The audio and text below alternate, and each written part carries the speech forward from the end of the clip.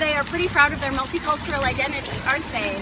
This year, for Canada's 150th birthday, Ottawa is hosting Ottawa Welcomes the World, a celebration of diversity as an integral part of our history, our heritage, our DNA. But Canada wasn't always so welcoming, were they?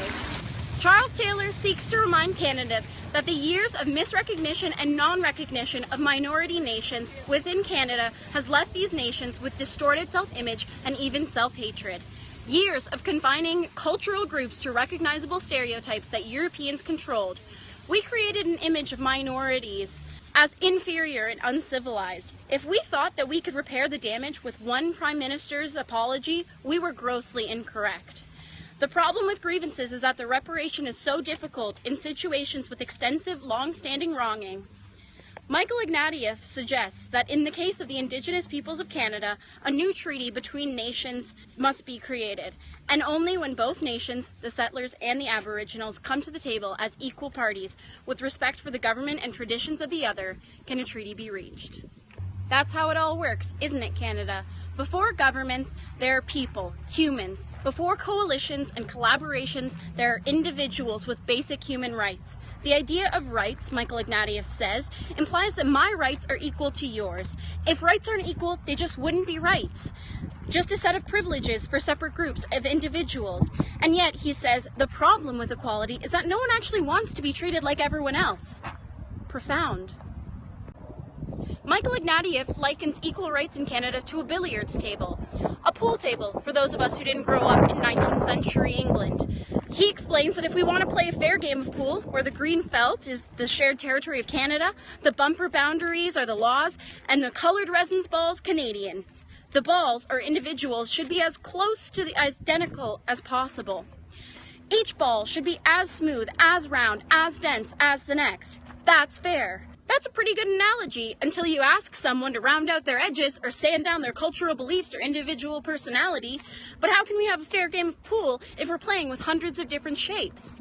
Here comes Ignatieff with a new analogy, the patchwork quilt. Yes, a quilt, that big blanket in your living room that your mom spent months making in the back room of Michael's.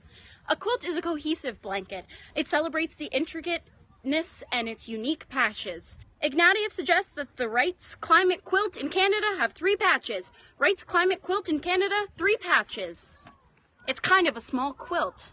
Patch 1, Europeans. Patch 2, Aboriginals. Patch 3, Quebecois.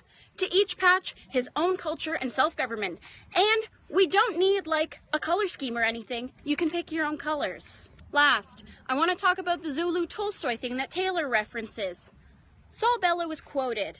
Who is the Tolstoy of the Zulus? Who is the Proust of the Papuans? I'd be happy to read them. Taylor uses this as an example of quintessential statement of European arrogance. Bellow has since responded to the controversy of his statement and defended its diplomatic and literary inconsistencies.